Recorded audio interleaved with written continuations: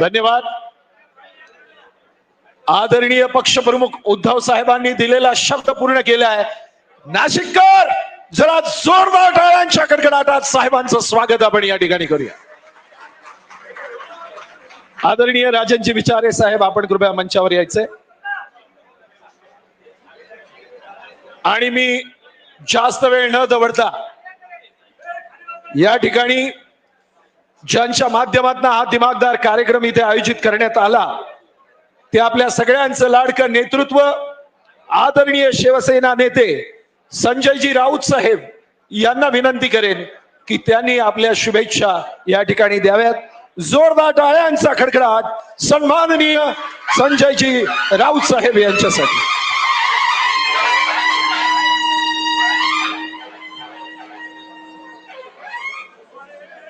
आदरणीय पक्षप्रमुख, अरे बाबा जरा सकाळपासून शिस्तीत राहिलात ना, थोडं शांत राहा. आदरणीय शिवसेना पक्षप्रमुख उद्धव ठाकरेजी, या भव्य मंचावर उपस्थित असलेले शिवसेनेचे सर्व नेते आणि नाशिकचे सर्व पदाधिकारी, आज सकाळपासून इथे ज्या शिबिराचं आयोजन केलेलं आहे त्याचा आजचा हा समारोपाचा म्हणजे अत्यंत महत्वाचा असा हा क्षण आहे. पक्षप्रमुख उद्धव ठाकरे आपल्याला मार्गदर्शन करतात. मलाही म्हणाले मार्गदर्शन करा आपले लोक. मी म्हटलं आता मी काय मार्गदर्शन करणार. मगाशी आपण ज्यांची चित्रफित पाहिली, ज्यांचं दर्शन आपण घेतलं ते हिंदू हृदय सम्राट बाळासाहेब ठाकरे आणि मार्ग दाखवणारे उद्धव साहेब तुम्हीच आहात. अशा प्रकारे हा दिवसभराचा मार्गदर्शनाचा कार्यक्रम तुमच्या उपस्थितीत आता संपतो आहे. मी फक्त उद्धव साहेबांना एवढं सांगू इच्छितो की हे संपूर्ण शिबिर हे नाशिकच्या शिवसैनिकांच्या मेहनतीने पार पडलेलं आहे. नाशिकचे शिवसैनिक, नाशिक शिवसेनेचे सर्व पदाधिकारी यांनी तन मन आणि धन अर्पून हे शिबिर यशस्वी केलं आणि ही शिवसेनेची ताकद आहे. आज आपल्याकडे सत्ता नाहीये, त्याच्यामुळे असे कार्यक्रम कसे होऊ शकतात असा प्रश्न पडतो. पण एकदा शिवसैनिकांनी मनावर घेतलं की असे 100 सोहळे तो पार करू शकतो. आज काय झालं, अडथळे बघा कसे येतात, आणतात. इथे आपलं शिबिर सुरू आहे आणि बाहेर नाशिकला शहरामध्ये भारतीय जनता पक्षानं दर्गे पाडण्याचं काम घेतलं. का तर शहरामध्ये गोंधळ व्हावा, कायदा सुव्यवस्थेची परिस्थिती निर्माण व्हावी आणि टीव्हीवरती आपल्या बातम्या दिसू नयेत म्हणून आजचा मुहूर्त काढला. पण त्या सगळ्यांवर पुरून उरून आजचा शिबिराचा सोहळा होतोय आणि दिवसभर महाराष्ट्रामध्ये या आपल्या शिबिराची बातमी होते. या शिबिराचं वैशिष्ट्य काय आहे?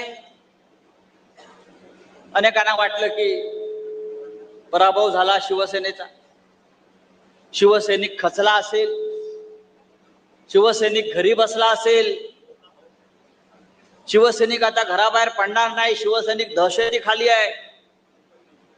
आजच्या शिबिरानं दाखवून दिलं की नाशिकचा शिवसैनिक आहे तसाच दणदणीत आणि खणखणीत आहे.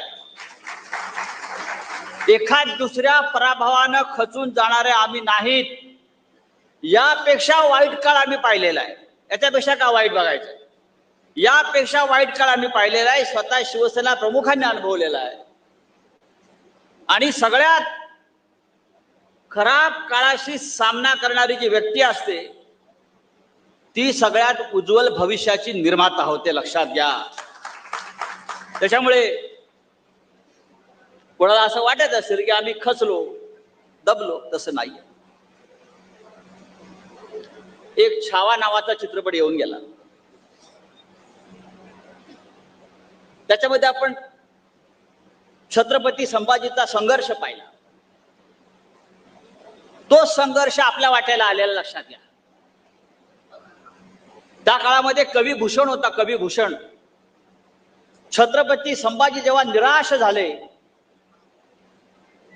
चारी बाजूंनी घेरले गेले आणि आता काय करावं हा जेव्हा त्यांना प्रश्न पडला, तेव्हा कवी भूषणने त्यांना एक मंत्र दिला जो आपल्या शिवसैनिकांसाठी सुद्धा तेवढाच उपयोगाचा आहे. कवी भूषण सांगतो संभाजी राजाला, कवी भूषण संभाजी राजांना सांगतो, मन के जीते जीत है, मन के हारे हार, हार गए जो बिना लढे उन पर है धिक्कार. काय सांगतो कवी भूषण संभाजी राजांना? हार गए जो बिना लढे. तो महाराज उठा, आता लढायला पाहिजे आपल्याला. हार गए जो बिना लढे उन पर है धिक्कार, उन पर है धिक्कार जो देखे ना सपना. सपनों का अधिकार असल अधिकार है अपना. तू भोर का पहला तारा है, तू भोर का पहला तारा है, परिवर्तन का एक नारा है. यह अधिकार कुछ पल का है, फिर सब कुछ तुम्हारा है, फिर सब कुछ तुम्हारा है. आपल्याला सुद्धा ह्याच मार्गाने जायचं आहे. छत्रपती संभाजी लढला, त्यांनी परिवर्तनाची दिशा दाखवली, संघर्ष केला, त्यातून महाराष्ट्र उभा राहिला आणि परिवर्तन करण्याची ही ताकद जी आहे शिवसैनिकामध्ये. मगाशी नाशिकच्या पराभवावर चर्चा झाली. नाशिकचा पराभव का झाला? उद्धव साहेब, आपण खूप विश्लेषण केलं, पण नाशिकच्या पराभवाचं विश्लेषण वॉशिंग्टन मध्ये झालं, म्हणजे महाराष्ट्राचे. आपण म्हणतो का हरलो का हरलो का हरलो, पण नाशिकच्या पराभवाचं विश्लेषण जर कोणी केला असेल तर ते वॉशिंग्टनला झालं. तुलसी गबार्ड नाव लक्षात ठेवा. तुलसी गबार्ड ही साधी बाई नाही आहे, मोदीची बहीण आहे. मोदी तिला सिस्टर तुलसी म्हणतात. आणि आता मोदी अमेरिकेला गेले होते तेव्हा जाताना इथून कुंभ स्नानासाठी जे गंगाजळ त्यांनी सगळ्यांना पाठवलं, त्या गंगाजळाचे कुंभ घेऊन हे मिस्टर नरेंद्र मोदी अमेरिकेला गेले आणि तुलसी गबार्डला सुपूर्द केलं. फोटो आले आहेत. ही तुलसी गबार्ड साधी बाई नाही, ही ट्रम्प सरकारमध्ये गुप्तचर विभागाची प्रमुख आहे, इंटेलिजन्स ब्युरोची प्रमुख आहे तुलसी गबार्ड. त्या बाईने सांगितलं परवा, काय सांगितलं? ईव्हीएम हायजॅक होतंय आणि ईव्हीएम मुळे निकाल बदलले जाऊ शकतात. ईव्हीएम मुळेच. आपण पण सकाळी विनायकराव बोललात, तुलसी गबार्डने सांगितलंय, अमेरिकेच्या गुप्तचर विभागाच्या प्रमुखांनी सांगितलंय आणि मोदीच्या बहिणींनी सांगितलंय. तिच्या हातात गंगाजल आहे, ती खोटं बोलणार नाही. मोदीने तिच्या हातात गंगाजल दिलाय, त्याच्यामुळे ती खोटं बोलणार नाही.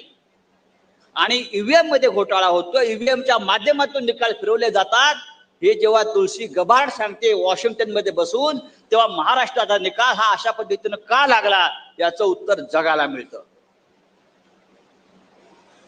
बरोबर ना? मग आम्हाला वाटतंय की नाशिकमध्ये नाही, महाराष्ट्रात नाही, अख्ख्या देशामध्ये गेल्या 10 वर्षापासून एक काय चाललेलं आहे. खरं म्हणजे आजच्या या शिबिराला आपण तुळशी गबार्डलाच बोलवायला पाहिजे होतं मार्गदर्शन करण्यासाठी. तुळशी गबाळला आपण पुढल्या वेळेला बोलू विधानसभेच्या आधी की महाराष्ट्राला मार्गदर्शन करा. पण अशा प्रकारे शिवसैनिकांचं अशा प्रकारच्या निर्णयानं मनोधैर्य खच्ची होणार नाही, हे तुम्ही लक्षात घेतलं पाहिजे. आम्हाला हिंदुत्व शिकवताय नरेंद्र मोदी, अमित शहा, देवेंद्र फडणवीस. तुम्ही कधी हिंदू झालात? हा, तुम्ही कधी हिंदू झालात? एक सुंदर वाक्य आहे, जो जितका पापी, कपटी आणि पाखंडी असतो तो स्वतःला हिंदुत्ववादी असल्याचं ढोंग करतो. आम्ही ते करत नाही. आम्ही आहोत, आम्हाला बाळासाहेबांनी बाळकडू दिलेला आहे. आणि आजच्या शिबिराचं तर म्हणाल तुम्ही तर तोच एक संदेश आहे की आम्ही लढायला तयार आहोत. तुम्ही आमच्यावर खोटे गुन्हे दाखल करा, आम्ही संघर्ष करायला तयार आहोत. माननीय उद्धव ठाकरे यांच्या पाठीशी ठामपणे उभे राहायला आम्ही सज्ज आहोत. आम्ही आमच्या नेत्याच्या पाठी उभे राहू, ठामपणे उभे राहू, महाराष्ट्रात उभे राहू, देशात उभे राहू. आणि तुमचं जे ढोंग आणि पाखंड आहे हे उघडं पाडू. या राज्यामध्ये जे चाललंय सध्या, ठाणे की रिक्षा, चेहरे पे दाढी, क्या चष्मा, आज हे महाशय परत गावाला गेलेले. मला आता भीती वाटते. आज पौर्णिमा आहे, अमावस्या आहे, काय आहे, कोणाचा आता जाणार आहे, कोणाचा बकरा कापणार आहे. आता आम्हाला महाराष्ट्राला पौर्णिमा अमावस्या आली की भीती वाटते. एवढा अंधश्रद्धाळू हा महाराष्ट्र कधीच झाला नव्हता. हा महाराष्ट्र पुरोगामी, या फुले शाहू आंबेडकरांचा, शिवाजी महाराजांचा, बाळासाहेब ठाकरेंचा महाराष्ट्र. माननीय उद्धव साहेब, आज सकाळपासून या नाशिकमध्ये उत्साहाचं वातावरण आहे. आज सकाळपासून सर्व वृत्तवाहिन्यांवर या शिबिराचं वृत्त दाखवलं जात आहे. आणि या शिबिरातून आपण काय संदेश देणार आहात त्याकडे जे गावाला गेलेले आहेत ते सुद्धा तिथे टीव्ही लावून बसलेले आहेत. तेव्हा हा महाराष्ट्र आपल्या मार्गदर्शनाची वाट पाहतो आहे.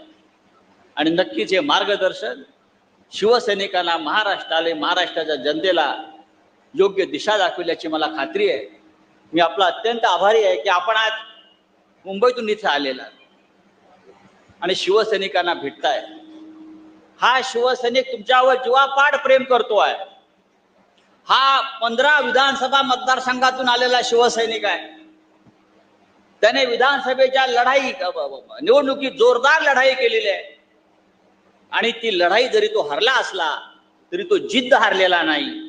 तो जिद्दीने परत पुढल्या लढाईसाठी सज्ज झालेला आहे. जय हिंद, जय महाराष्ट्र. अतिशय सुंदर आणि मार्मिक शब्दात आदरणीय राऊत साहेबांनी ही गोष्ट आपल्याला पटवून दिली आहे की जंग तक पक खत्म नहीं होती जब तक जीत हमारी नहीं होती. आणि अर्थातच यशाचं हे जे गुपित आहे ते आपल्या सगळ्यांसमोर उघडण्यासाठी आणि शिवसेना उद्धव बाळासाहेब ठाकरे या कुटुंबाचं, या संघटनेचं नेमकं पुढचं धोरण काय असेल यासाठी तमाम नाशिककर आज इथे उत्सुक आहेत. मी आदरणीय उद्धव साहेब यांना विनंती करेन की आपण नाशिककरांना संबोधित करावं. छत्रपती शिवाजी महाराज की, छत्रपती संभाजी महाराज की जय भवानी, जय भवानी. हिंदू हृदय सम्राट बाळासाहेब ठाकरेंचा, आदरणीय पक्षप्रमुख उद्धव साहेब ठाकरेंचा.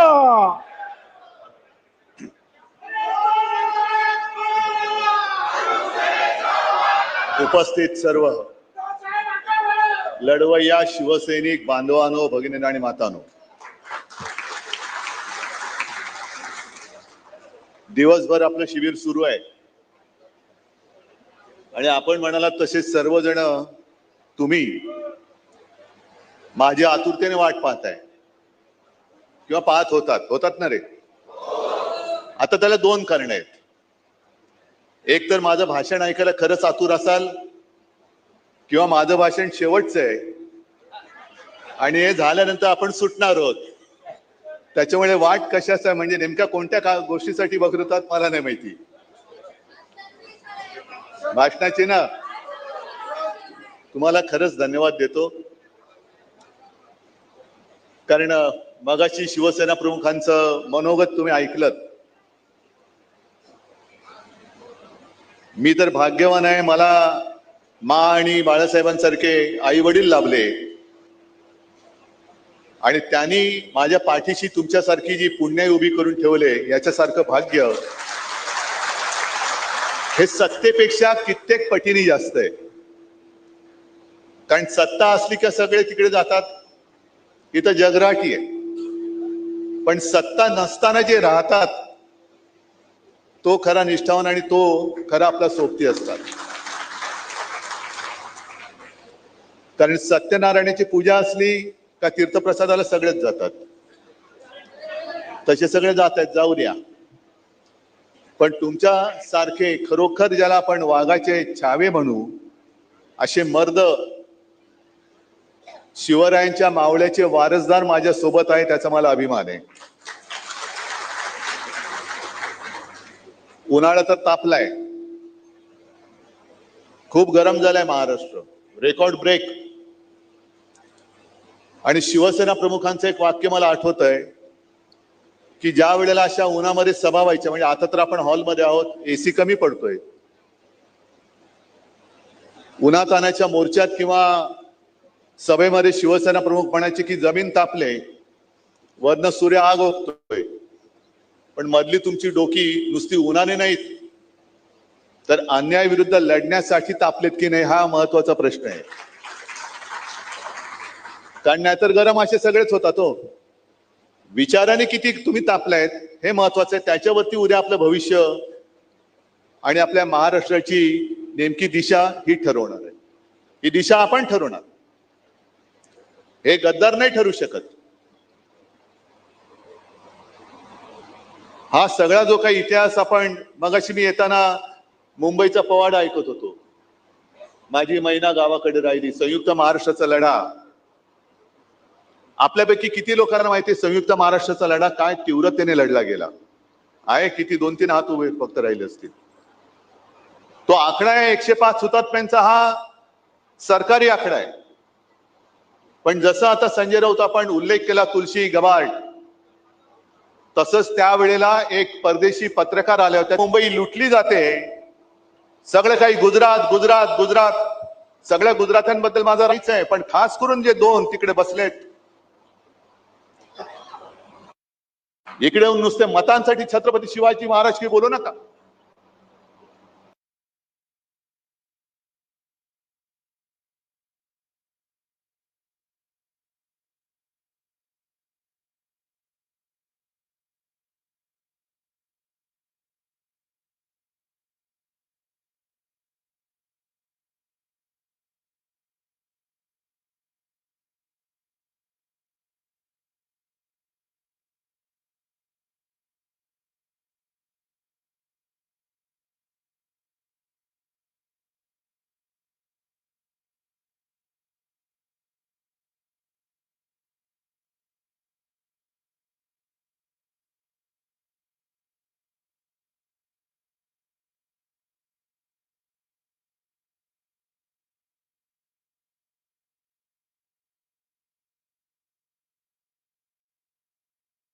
इकडे येऊन नुसते मतांसाठी छत्रपती शिवाजी महाराज की बोलू नका.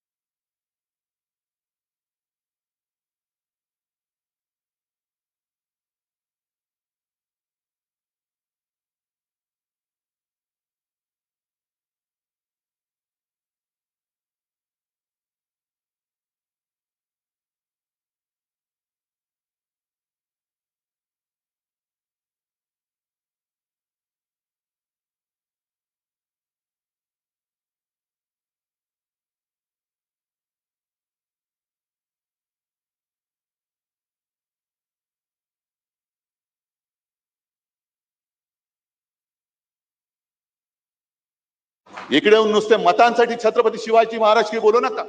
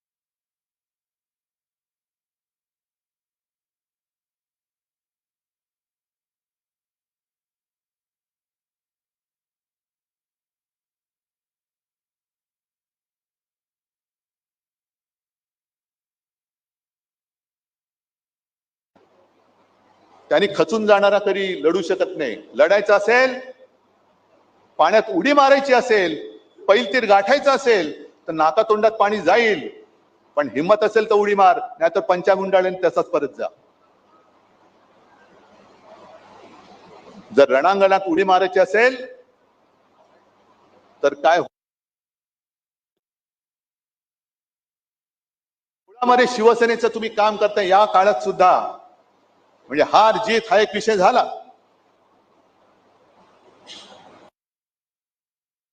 आपण मुळामध्ये काम कशासाठी करतोय हे सगळ्यांनी ठरवलं पाहिजे. मगाशी त्या शिवसेना प्रमुखांच्या वक्तव्यामध्ये बबनरावांचा उल्लेख होता, तसे सगळे जुने कार्यकर्ते, अगदी चंद्रकांत खैरे सुद्धा. काल परवाकडे बातमी आली, खैरे साहेब नाराज, चालले. जा, कुठे जात आहे? जाऊ शकत नाही ही माणसं, जाऊ शकत नाही. पण काय करायचं की एक कुठलं तरी वाक्य घ्यायचं आणि त्याचा पराचा कावळा करून टाकायचं. चालले, कुठे चालले? आज सगळे माझ्या सोबत आहेत आणि माझ्या सोबतच राहणार आहेत.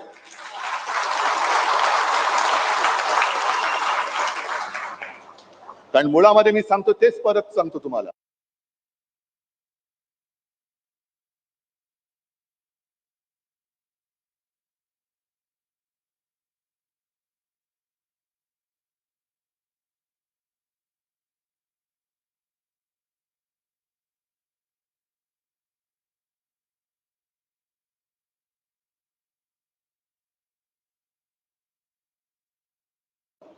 की मी काय इथे आलो, ह्या तुम्ही सगळ्यांनी विचार करा. काय तुम्हाला काय असेल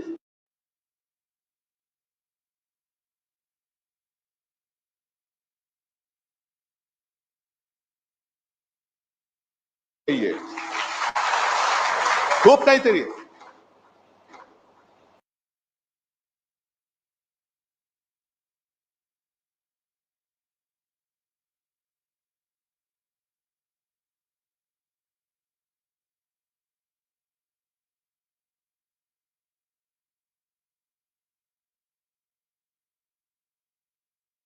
म्हणजे साधी गोष्ट आहे की मध्ये मी बघितलं, आता मला वाटतं सकाळपासून आजपर्यंत बरेच मार्गदर्शन झाले. एक फक्त मुद्दामून मी त्याचा फोटो काढून आणलाय की आपली तयारी कशी पाहिजे. मला वाटतं विनायकजी तुम्ही सगळं याचं मार्गदर्शन केलं ना, बूथ मॅनेजमेंट. ही माझ्याकडे भारतीय जनता पार्टी महाराष्ट्र बूथ समिती गठन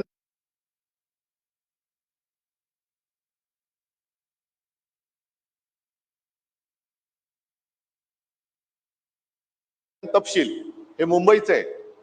आपली सुद्धा लोक असतात तो इकडे तिकडे, असं काय नाही की त्यांचीच लोक आपल्याकडे असतात.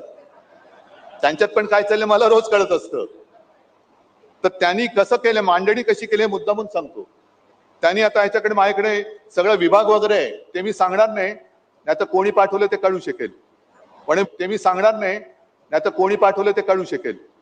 पण मुंबईचं आहे, ह्याच्यामध्ये जबाबदारी त्याच्यात नंबर 1 आहे बूथ अध्यक्ष, मग त्याच्या पुढे त्या माणसाचं पूर्ण नाव, मोबाईल नंबर, मग बूथ सरचिटणीस, नाव, पूर्ण नाव, मोबाईल नंबर, मग सदस्य, लाभार्थी प्रमुख, म्हणजे मला काय कळलं नाही कसला लाभ, त्याचं सुद्धा नाव आणि मोबाईल नंबर, मग सदस्य 2, सदस्य 3 करत करत 10 सदस्यांचं नाव त्यांनी दिलेले आहेत, प्रत्येकाचं पूर्ण नाव आणि मोबाईल नंबर.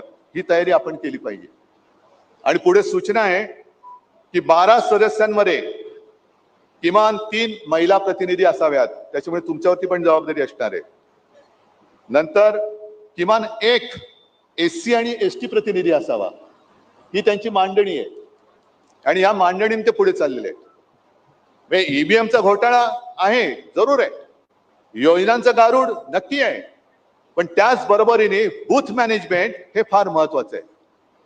बोगस वोटिंग, तुम्ही खात्रीपूर्वक सांगता तुमच्याकडे एक सुद्धा बोगस मतदान झालं नसेल, पण जर का आपले बूथ प्रमुख आणि पोलिंग एजंट त्यांना आपण ट्रेनिंग दिलं, आपले होते, पण बूथ प्रमुख एवढ्यासाठी पाहिजे की तो यादीतल्या प्रत्येकाला नावानिशी चेहऱ्या सकट ओळखणारा पाहिजे.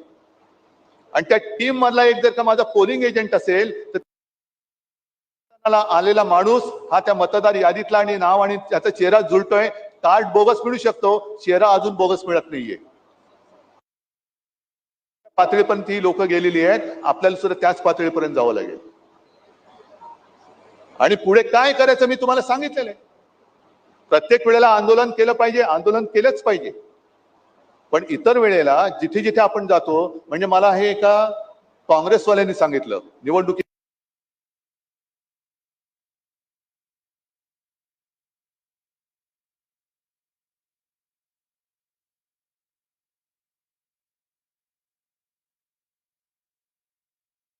नंतर घरी आले होते. मला म्हणाले, साहेब काय झालं आपलं विधानसभेला, आपल्या 3 पक्षामध्ये जी काही खेचाखेची चालू राहिली होती त्याच्यामुळे जरा लोक पण संभ्रमात होती आणि या सगळ्या गदारोळामध्ये आपल्या सरकारने केलेलं काम हे आपणच मारून टाकलं. कळलं तुम्हाला?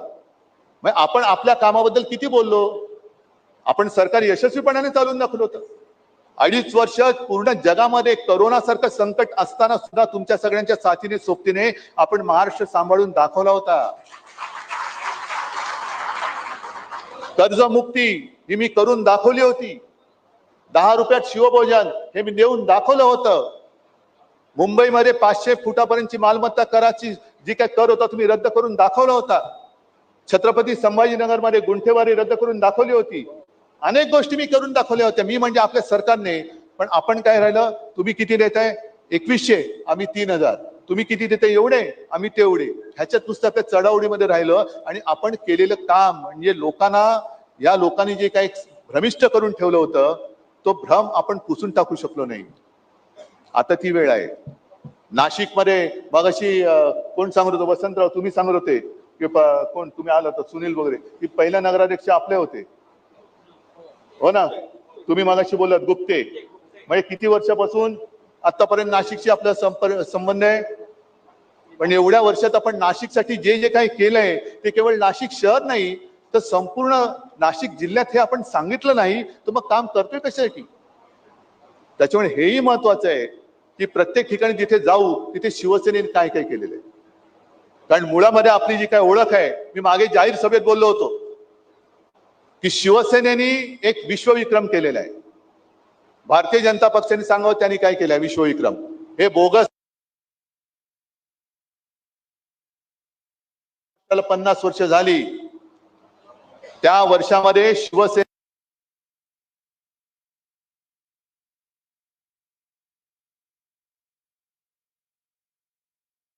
विक्रम कसला, गोमूत्र वाटपाचा. हे असं थोतांड आपल्याकडे करायची गरज नाही. त्याच्यामुळे बोलण्यासारखं खूप आहे, पण विशेषतः त्यांनी जो एक अपप्रचार केला, फेक नरेटिव्ह की शिवसेनेने हिंदुत्व सोडलं, उद्धव ठाकरेंनी हिंदुत्व सोडलं. अरे मुस्लिम समाज आमच्या सोबत आला का आला, कारण करोनामध्ये मी कधी जातीय भेदभाव केला नाही. मी मुख्यमंत्री पदाच्या त्या इब्रतीला किंवा शान जी होती तिला डाग लागू दिला नव्हता. सगळ्यांना समानतेने मी वागवलं होतं. आज जे काय भारतीय जनता पक्ष करताय हे तुम्ही सांगा मला की कोणी हिंदुत्व सोडलं? मी सोडलं का भाजपने सोडलं? आपण वक्फ बोर्डच्या सुधारणा विधेयकाला विरोध जरूर केला. का केला? कारण एक तर त्या वक्फ बिलाचा आणि आपल्या हिंदूंचा काडीचाही संबंध नाही. आणि संपूर्ण 2 दिवसातली त्यांची संसदेतली भाषणं जर का तुम्ही ऐकली, मला असं वाटतं तोही एक कार्यक्रम करा की नुसती त्या ठरावाच्या वेळेला अमित शहापासून सगळ्यांनी केलेली भाषणं फक्त सगळ्यांना ऐकवा. अगदी अमित शहा बसले होते, राजनाथ सिंग बसले होते, किरण रिजिजू बसले होते, पियुष गोयल बसले होते आणि त्यांच्या समोर त्या नितीश कुमारचं ते कोण ललन सिंग आणि तेलुगू देशमचे जोरदार सांगत होते आम्ही मुसलमानांच्या हिताचं रक्षण काय ते जनता कोणता त्यांचा पक्ष जदयू करेल, टीडीपी करेल आणि हे नेभळाटासारखे लाचारीने खाली मान घालून हसत होते. कारण तुमची तिकडे सत्ता टिकवायला तुम्ही जो काही सत्ता जिहाद केला, कडवट हिंदुत्ववादी शिवसेनेला तुम्ही दूर केलं आणि मशिदीत जाणारे चंद्रबाबूंना तुम्ही सोबत घेतलं आणि आम्हाला सांगता आम्ही हिंदुत्व सोडलं. आजपर्यंत कधी कोणत्याही पक्षाने, भारतीय जनता पक्षाने मला नाही ते एकदा सांगा तरी तुमचं हिंदुत्व आहे तरी काय? कारण शिवसेना प्रमुखांनी जे काय आम्हाला हिंदुत्व शिकवलेलं आहे ते हिंदू मुस्लिम म्हणून नाही, आमचं हिंदुत्व हे राष्ट्रीयत्व आहे, जो या देशासाठी मरायला तयार आहे, जो हा देशाला आपली मातृभूमी मानतो, माझा देश मानतो, तो जातीपाती धर्माने कोणी असला तरी आमचा आहे, ही शिकवण शिवसेना प्रमुखांनी आम्हाला दिलेली आहे. मग हे काय करतायत? जसं काल रात्री म्हणजे शिवसेनेचा कार्यक्रम होऊ नये म्हणून काल रात्री तुम्हाला मुहूर्त मिळाला. हिंदू मुसलमानांना नुसतं लढवायचं म्हणजे हिंदूंना पेटवायचं, मार मुसलमानांना दगड, मुसलमानांना पेटवायचं, मार हिंदूंवरती दगड आणि त्या दोन्ही दगडावरती पाय ठेवून तुम्ही सत्ता भोगायची. मरतात कोण? गरीब हिंदू आणि गरीब मुस्लिम मरतायत. आणि आजही मी सांगतो की आम्ही राष्ट्राभिमानी आहोत. जे शिवसेना प्रमुखांनी आम्हाला शिकवलं की प्रत्येकाने आपला धर्म आपल्या घरात ठेवावा, घराच्या बाहेर पडल्यानंतर देश हाच माझा धर्म असला पाहिजे. पण त्यावेळेला जर का कोणी त्याच्या धर्माची मस्ती करून आमच्या समोर उभा राहिला तर त्याच्या समोर मी कडवट राष्ट्राभिमानी हिंदू म्हणून मी समोर उभा ही शिकवण आहे. मग एक राजकीय पक्ष भारतीय जनता पक्ष झाली, परवाकडे हनुमान जयंती झाली, हिंदूंच्या घराघरामध्ये भेटी दिल्या होत्या, दिले कोणाच्या तरी एका तरी हिंदूच्या घरात आले. पण या वेळेला प्रथम देशातल्या 32 लाख मुस्लिम कुटुंबियांना सौगाते मोदी आणि भाजपच्या म्हणजे त्यांच्याकडे पैसा बक्कळ आहे, स्वतःच्या पैशातून म्हणजे भाजपने जो काय ओरबाडलाय पैसा त्या पैशातून संपूर्ण मुस्लिमांच्या घरामध्ये सौगात वाटतायत. म्हणजे हिंदूंना दिली घंटा, यांना देत आहे सौगात, आनंद आहे. पण हे कधी ते मुस्लिम आम्ही केलेल्या कामामुळे माझ्या सोबत आले म्हणून तुम्हाला आता हे सगळं सुचतंय. त्याच्या आधी काय करत होता? बटेंगे तो कटेंगे. म्हणजे महाराष्ट्रामधल्या निवडणुकीत बटेंगे तो कटेंगे आणि बिहारच्या निवडणुकीत बाटेंगे और जितेंगे. भेटी वाटणार आणि मत जिंकणार. हे आता ह्याच्यापासून हिंदू काय मुस्लिम काय सगळ्या धर्मियांनी हे सावध राहिले पाहिजे. कारण हे कोणाचेच नाहीयेत, हे कोणाचेच नाहीयेत. हे वापरा आणि फेका. आणि आज येताना मुद्दामून आठवले म्हणून सांगतो, कारण तुम्ही सगळेजण भगवे सगळे इश्यू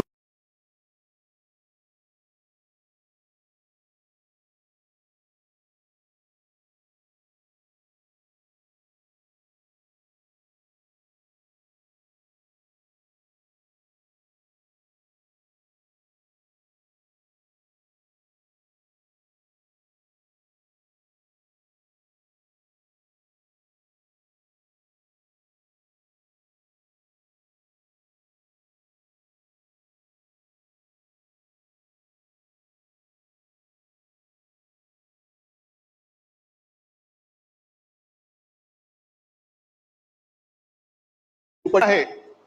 पण भगवा ही आमची ओळख आहे. भगवा ही आमची ओळख आहे. आणि ही आम्ही हिंदू कसे आहोत?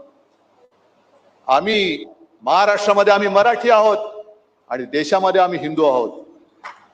हे माझं वाक्य नाही, शिवसेना प्रमुखांचं वाक्य आहे. त्याच्यामुळे आपलं जे एक कर्तव्य आहे, हिंदुत्व जपणारा आपला महाराष्ट्र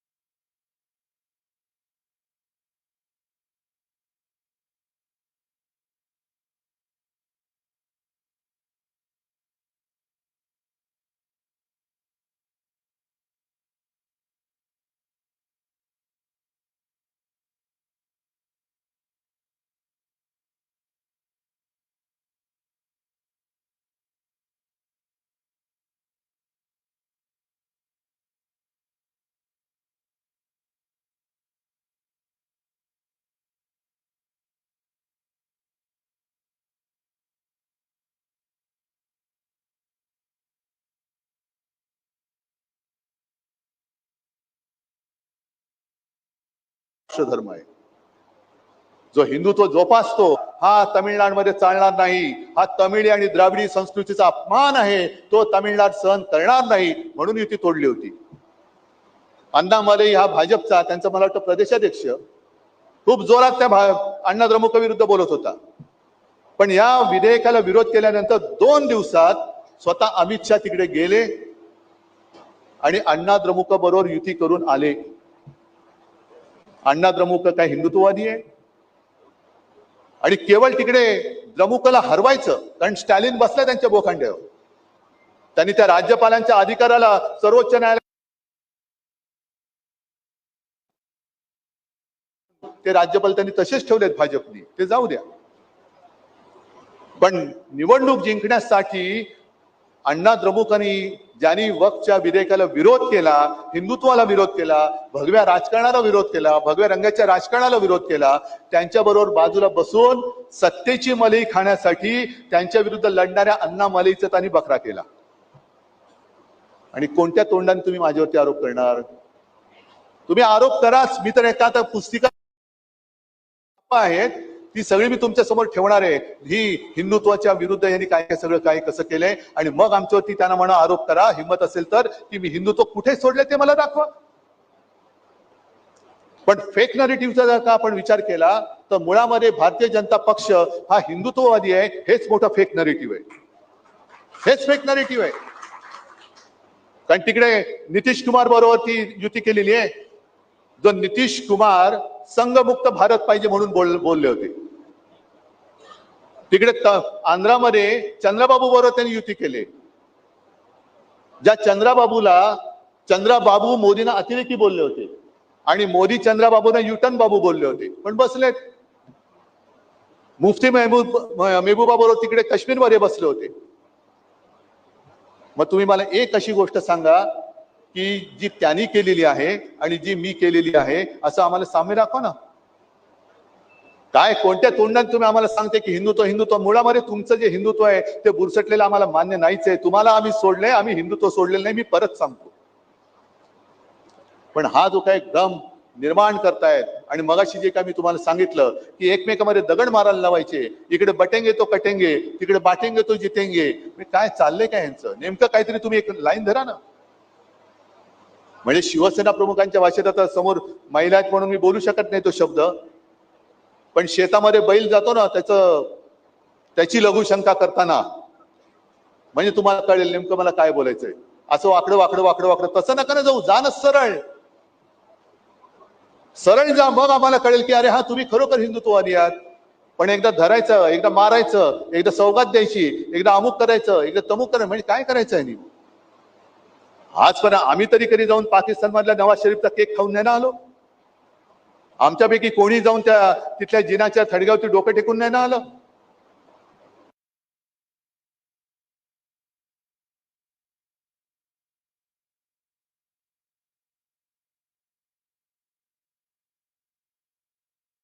आणखीन असं आम्ही काहीच केलेलं नाहीये. पण या देशामधले जर का मुस्लिम, देशप्रेमी मुस्लिम, आता परत मोहन भागवत म्हणाले की सगळ्यांना बरोबर घेऊन आपण राष्ट्र निर्मिती करू, मुसलमानांनी सुद्धा शाखेत यायला तयार, काही हरकत नाहीये, फक्त एकच अट, ते देशप्रेमी असले पाहिजेत. मग माझा त्यांना प्रश्न आहे की तुम्ही आता जी काय सौगात वाटली 32 लाख कुटुंबियांना, तुम्ही नेमकं ओळखलं कसं की हे देशप्रेमी आहेत आणि हा देशद्रोही आहे? कसं ओळखलं तुम्ही? बरं, मला आणखीन एका गोष्टीचं नवल वाटतं. आपल्याकडे गोवंश हत्या बंदी आहे, ठीक आहे, माझा त्याला काही विरोध नाहीये. पण जे किरण रिजिजू बोलले होते की ते गोमांस खातात, ते तुमचे मंत्री, आणि रस्त्यात कोणीतरी एक तुम्हाला संशय आला, जसं तो आर्यन मिश्रा गेल्या वर्षी मारला होता कुठे हरियाणामध्ये का काहीतरी, मग त्यांनी त्याच्या गाडीमध्ये काहीतरी मांस आहे म्हणून तथाकथित गोरक्षकांनी त्याचा 30 किलोमीटर पाठलाग केला आणि त्याला भर रस्त्यात गोळ्या घालून मारला. त्यांनी गाईचं मांस नेलं हा संशय आला म्हणून त्याला रात्रीचा पाठलाग करून मारला. आणि इकडे सांगतो की जो रिजिजू सांगतात ते गोमांस खातात, ते तुमच्या बाजूला बसून वक्फ बोर्डाच्या सुधारणेचं विधेयक मांडतात. नेमकं तुमच्या हिंदुत्वाला काही शेंडा बुडका आकार उकार आहे की नाहीये? आणि मग शेवटी या सगळ्या गोष्टी बघितल्यानंतर खरी जी काय एक जबाबदारी आहे ती आपल्यावरती आहे, महाराष्ट्रावरती. कारण महाराष्ट्र नेहमी देशाला दिशा दाखवत आला, हे आपण इतिहासात ऐकलं. आज आपण जर का उद्याची दिशा नाही दाखवलं तर इतिहास आपल्याला सांगेल अरे तो इतिहास होता, पण हे सगळे नालायक निघाले. आपण नालायक असता कामा नये, आपण नालायक होऊ शकत नाही. ठीक आहे, काही वेळेला खड्डे येतात, पण त्याच्यावरती मात करून आपल्याला पुढे जाण्याची हिंमत पाहिजे. आणि म्हणून मी नेहमी एक गोष्ट आली सगळ्यांना सांगतो, म्हणजे आणि म्हणून असं नाही, आणि म्हणून कारण अजून मी काय दाढी वगैरे वाढवलेली